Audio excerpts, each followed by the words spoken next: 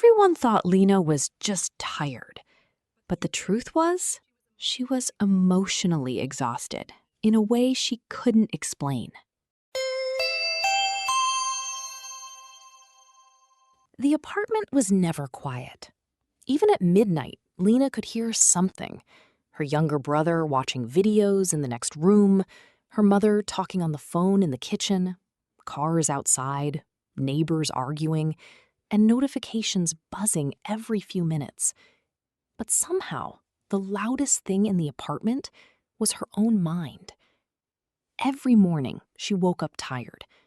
Not sleepy, just tired. The kind of tiredness that coffee couldn't fix. She still went to work, still smiled at customers, still answered messages with heart emojis, and still laughed when people expected her to laugh. But lately, every conversation felt heavy, like carrying bags no one else could see. Her friend Maya noticed it first. "You disappear a lot these days," she said during lunch. Lena forced a smile and said, "I'm just busy." But that wasn't true. She wasn't busy.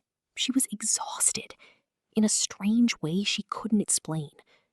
After work, she stopped replying to people, stopped watching movies, and stopped calling friends.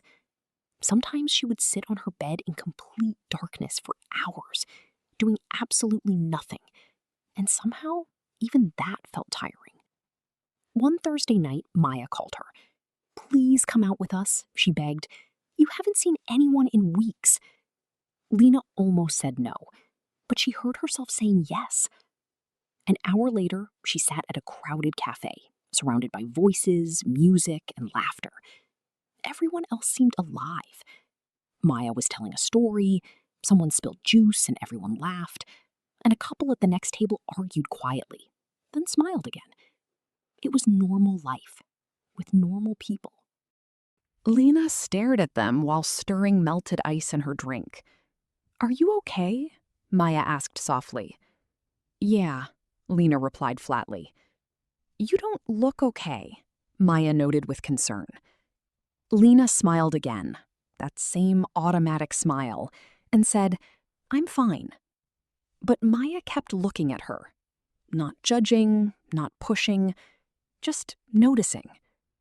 And suddenly, Lena felt tears pressing against her eyes for no reason at all, so she looked away quickly.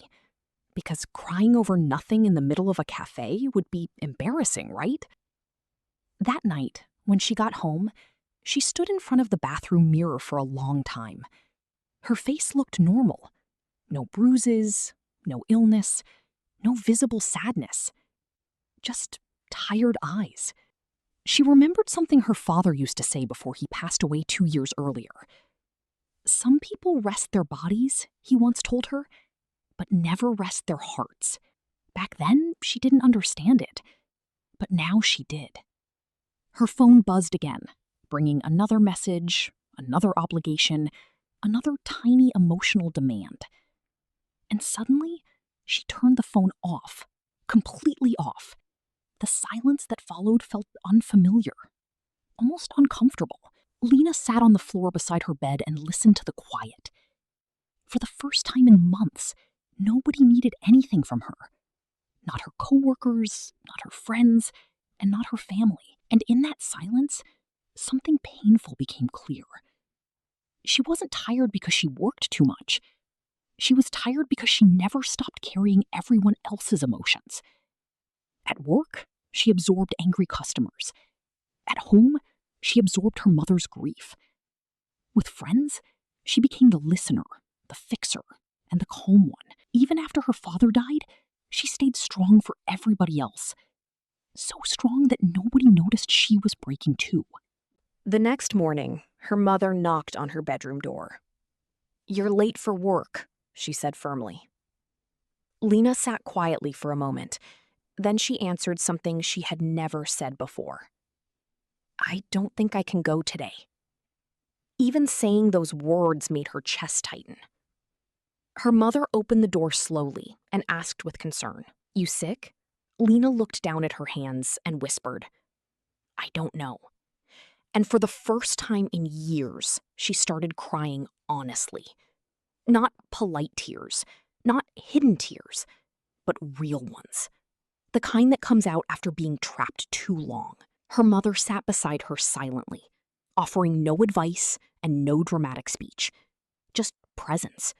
And somehow, that helped more than words. Later that evening, Lena walked alone through the quiet streets near her apartment. The city still moved around her, with cars, lights, and people rushing somewhere. But for once, she wasn't rushing with them.